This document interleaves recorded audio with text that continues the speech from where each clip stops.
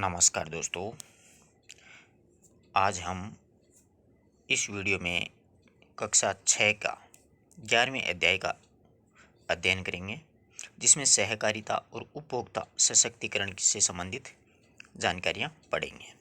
देखिए, सहकारिता ये उपभोक्ता सशक्तिकरण है, उसका कक्षा 10th में एक अध्याय जोड़ा गया है, वो मैंने पढ़ा दिया है। आप लोग प्लेलिस्ट में से एक बार ज़रूर पढ़ें, और उसके प्रश्नोत्तर भी मैंने ऑब्जेक्टिव टाइप करवा रखे हैं, वो भी एक बार ज़रूर पढ़ें, जिससे क्या है कि अपना पूरा पाठ का सार है वो अच्छे से समझ में आ जाएगा। तो 11वां अध्याय है सहकारिता एवं उपभोक्ता सशक्तिकरण। देखिए, अनोपपुरा के अधिकांश किसानों के पास में छोटे छोटे खेत थे। जितने भी किसान थे गांव में, चाहे कोई भी गांव हो, यहाँ पर उदाहरण के रूप में अनोपपुरा नाम दिया है, तो छोटे छोटे खेत थे उनके पास में। वहाँ के कुछ किसानों ने ट्रैक्टर और खेती के नए औजार खरीदने चाहे थे। वहाँ के किसानों ने एक विचार किया कि एक ट्रैक्टर खरीद लिया जाए और खेती से संबंधित नए नए औजार हैं उनको खरीद लिया जाए। कई किसान अपनी ज़मीनों का सुधार करवाकर सिंचाई की सुविधा भी बढ़ाना चाहते थे, यानी ज़मीनों में सुधार करके ट्यूबवेल वगैरह, कुएँ वगैरह वो भी बनवाना चाहते थे।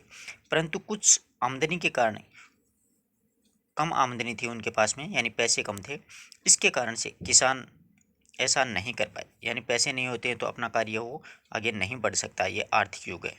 एक दिन एक घासीलाल नामक किसान ने आया। उसने चौपाल चौपाल बोलते हैं गांव के गुआड़ को, ये चौपाल में आकर के अन्य किसानों से कहा, इस गांव में हम किसान लोग क्यों न सहकारी खेती को अपना लें।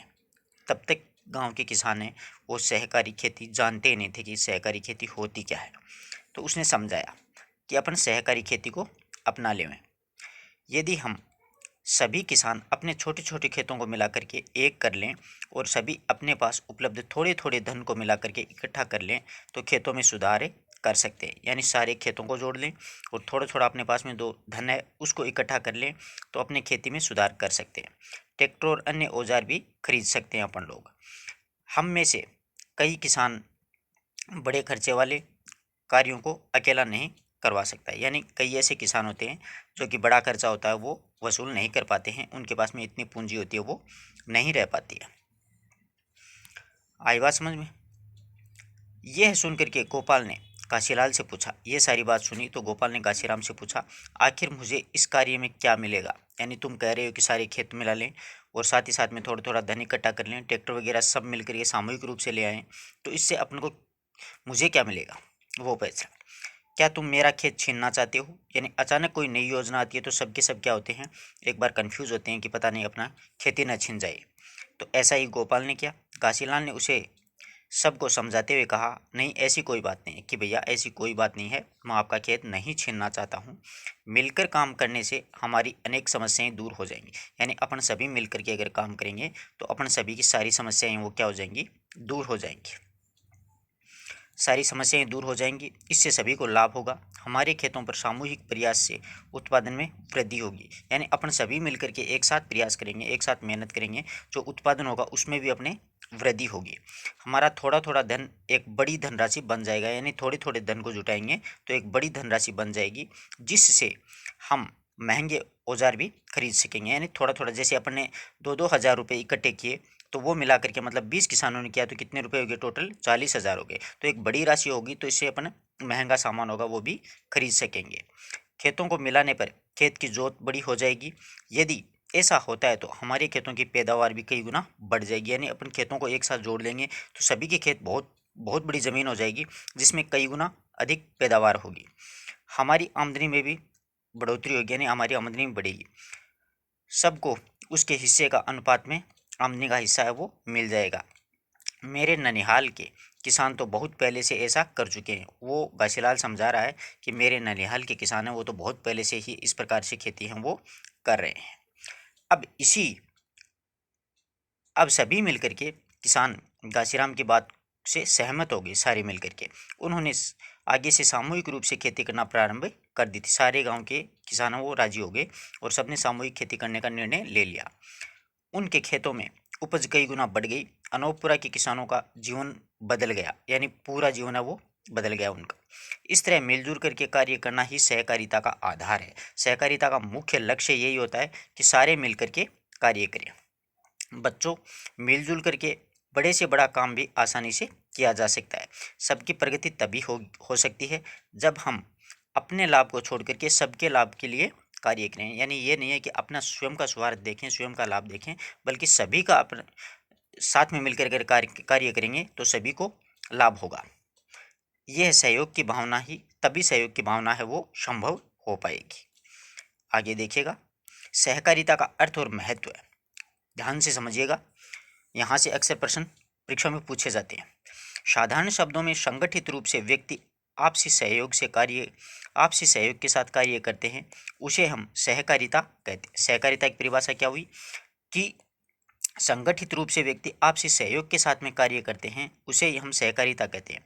अकेले व्यक्ति के पास में इतने साधन नहीं होते हैं कि वह अपना आर्थिक विकास स्वयं कर सके। यानी एक व्यक्ति होता है, उसके पास में न तो इतना धन संपदा होती है, ना ही इतने साधन होते हैं जिससे कि वह अपने स्वयं का आर्थिक विकास है वो कर सके।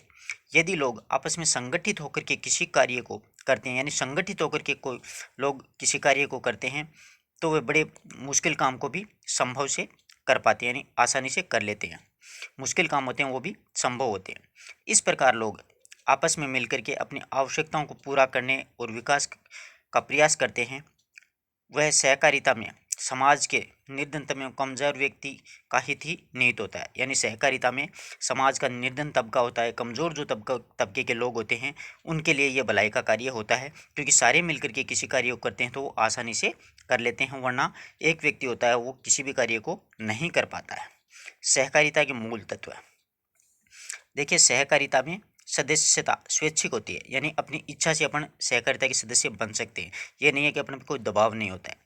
इसका संचालन एवं प्रबंधन सभी सदस्यों की सहमति से होता है। सहकारिता का संचालन होता है, उसका प्रबंध कार्य होता है, सारे सदस्य सहमत होते हैं, तभी वो जो योजना होती है आगे बढ़ती है। सभी सदस्यों को एक जैसे अधिकार एवं अवसर प्राप्त होते हैं, यानी सभी सदस्यों को समान अधिकार प्राप्त होते हैं। यह नहीं है कि इसमें एक व्यक्ति कह दिया उसी की चलाई चलती है, नहीं, सभी को समान अधिकार होते हैं, समान अवसर होते हैं। इसमें आर्थिक उद्देश्य के साथ साथ में नैतिक और सामाजिक उद्देश्य भी शामिल किया जाता है। यानी आर्थिक उद्देश्य तो होते ही होते हैं, इसी के साथ साथ में नैतिक और सामाजिक उद्देश्यों को भी शामिल किया जाता है। सहकारिता के मूल मंत्र एक सबके लिए और सब एक सबके लिए और सबके हित में हमारा हित, सब एक के लिए, एक सबके लिए और सब एक के लिए, इस प्रकार से इसका ध्येय वाक्य है। ये अक्सर परीक्षा में पूछा जाता है कि सहकारिता का मूल मंत्र क्या है, तो सब एक के लिए और एक सब के लिए। आई बात समझ में? इसको अच्छी तरीके से याद रखना, ये काफ़ी अच्छा महत्वपूर्ण कथन है, परीक्षा उपयोगी कथन है। इस प्रकार के कथन परीक्षा में उठा लिए जाते हैं। आगे बात समझ में, सहकारिता का गठन कैसे होता है, कितने सदस्य होने चाहिए, कैसे होता है, देखो, किन्हीं समान आर्थिक या फिर सामाजिक हित वाले क्रियाकलापों के उद्देश्यों से कम 15 व्यक्ति मिलकर के एक प्राथमिक सहकारी समिति का गठन कर सकते हैं। तो यहाँ से अक्सर प्रश्न उठा लिया जाए परीक्षा में कि सहकारी समिति में कितने सदस्य होते हैं, तो 15 सदस्य। अच्छी तरीके से याद रखिए, छोटी छोटी बातें अक्सर परीक्षा में पूछी जाती हैं। तो 15 सदस्य मिलकर के एक प्राथमिक सहकारी समिति का गठन कर सकते हैं। वे उस कार्य के लिए अपने साधन या फिर पूंजी सीमित एक समिति में लगाती है, एक समिति बनाई जाती है, सहकारी समिति। इस समिति का पंजीयन सहकारी विभाग के द्वारा करवाया जाता है। इसका संचालन सदस्यों से ही चुने गए प्रतिनिधियों के द्वारा किया जाता है। समिति के लिए सभी मिलकर कार्य करते हैं, सारे सदस्य। समिति के आय व्यय का उचित तरीके से हिसाब किताब रखा जाता है। समिति के लिए आय व्यय का जो उचित तरीका है उसका हिसाब भी रखा जाता है कि कितना पैसा खर्च हुआ है, कितना बैलेंस में बाकी है।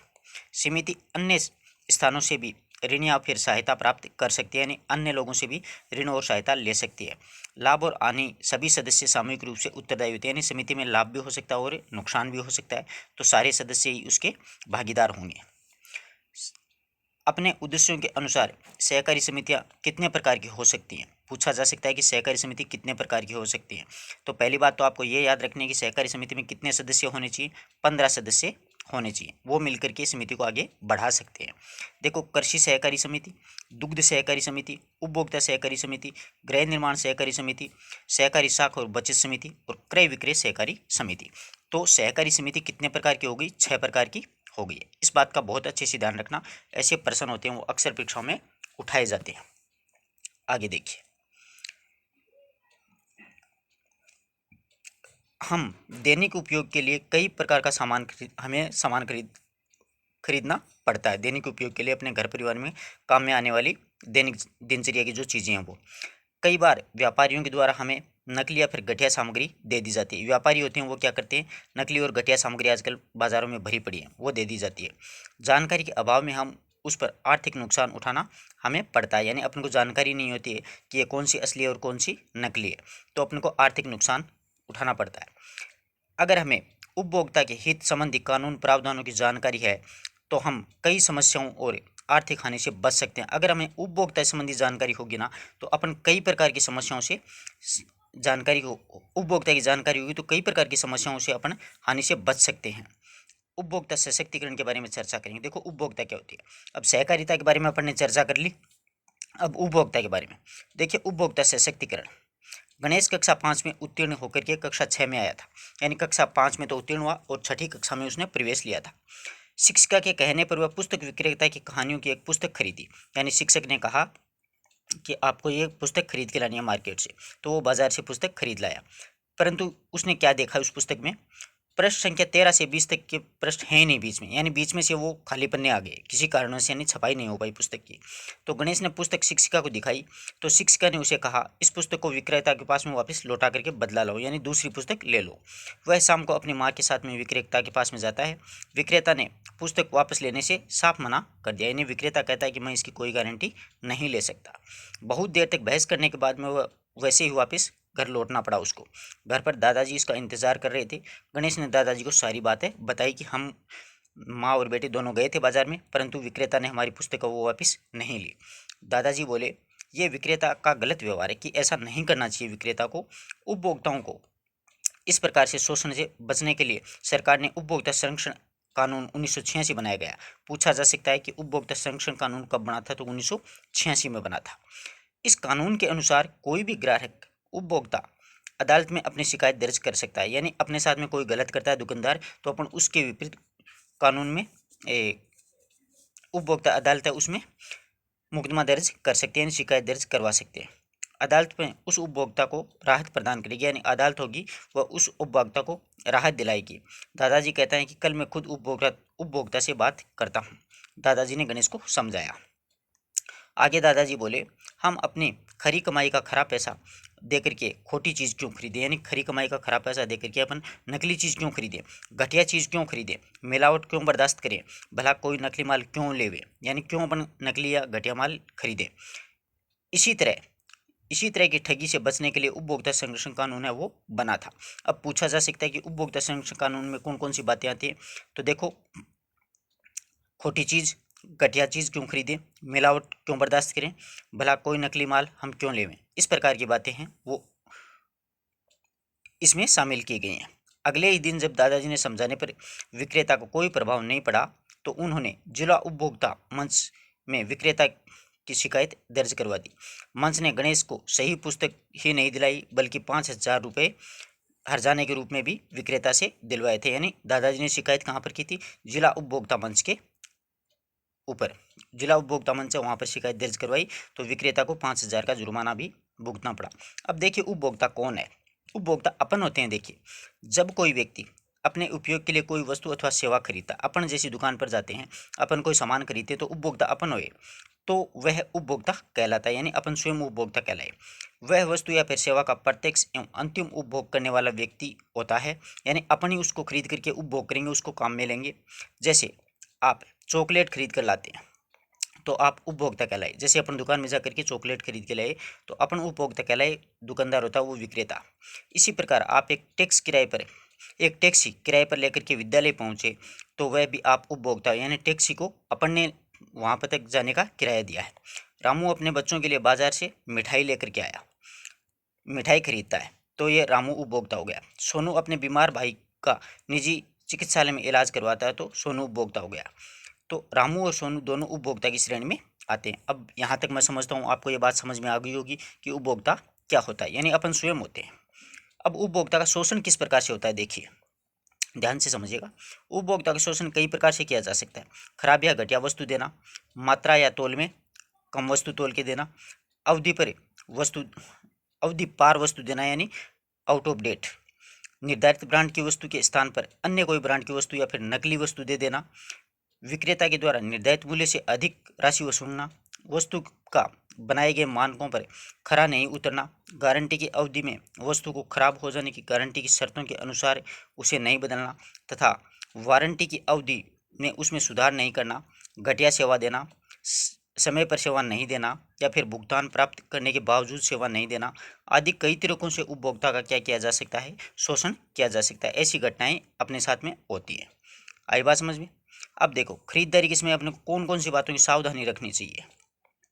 तो देखिए खरीदते समय अपने को माल को वांछित सेवा और भुगतान का बिल अथवा रसीद और गारंटी और वारंटी कार्ड अवश्य लेना चाहिए। अपन कोई भी वस्तु खरीदते हैं तो अपन को उसकी रसीद या बिल लेना चाहिए, अपन को गारंटी वारंटी का कार्ड लेना चाहिए।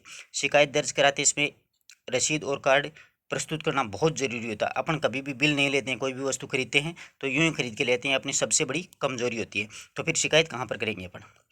सामान पर उसका नाम, मात्रा, बैच नंबर, उत्पादन एवं अवधि समाप्ति की तिथि और कीमत कर सहित और रहित तथा निर्माता का नाम, पूरा पता अच्छी तरह जांच करके खरीदना चाहिए कि कौन सी कंपनी का, कौन सी ब्रांड का, कब बना था, कब इसकी लास्ट डेट है, वो सारी अपन को चेक करनी चाहिए।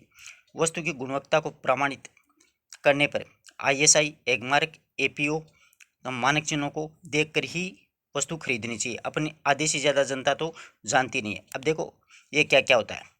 ISI ये होता है, ठीक है, ISI। फिर एगमार्क, ये एगमार्क होता है। APO ये रहा, FPO सॉरी FPO ये होता है, FPO ये अपन को देखने चाहिए कि किस किस ब्रांड की अपन वस्तु खरीद रहे हैं, उस पर मानक चिन्ह हैं कि नहीं है। ये बातें बहुत ही महत्वपूर्ण, ध्यान रखी जाने वाली बातें हैं। पूछा जा सकता है ऐसा परीक्षा में कि ये कौन कौन से मानक चिन्ह होते हैं। तो ISI, एगमार्क, FPO ये होने चाहिए। सावधानी रखनी चाहिए कि नापते और तोलते समय प्रमाणीकृत बाट या माप का उपयोग किया गया है। वस्तु की पैकिंग का वजन वस्तु के वजन में शामिल नहीं होने चाहिए। वस्तु की पैकिंग का जो वजन होता है वो वस्तु के वजन में शामिल नहीं होना चाहिए, अलग होना चाहिए उसका वजन।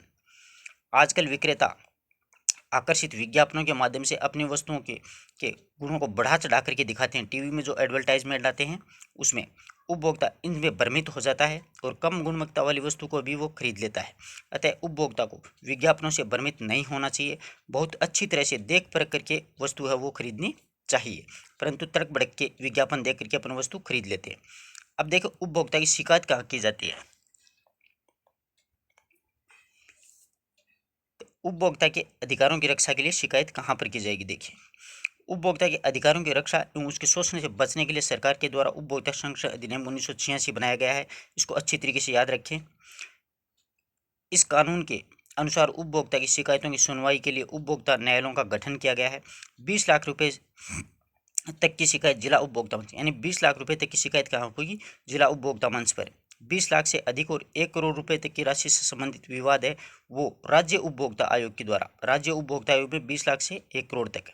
1 करोड़ रुपए से अधिक की राशि से संबंधित शिकायत होगी वो राष्ट्रीय उपभोक्ता आयोग, यानी एक तो जिले में होगी 20 लाख तक, फिर राज्य जैसे अपना राजस्थान और जयपुर में होगी शिकायत, फिर 1 करोड़ से अधिक की अगर कोई राशि है तो वहाँ पर राष्ट्रीय उपभोक्ता यानी दिल्ली में शिकायत होगी। इस राशि की सीमा में समय समय पर परिवर्तन हो सकता है।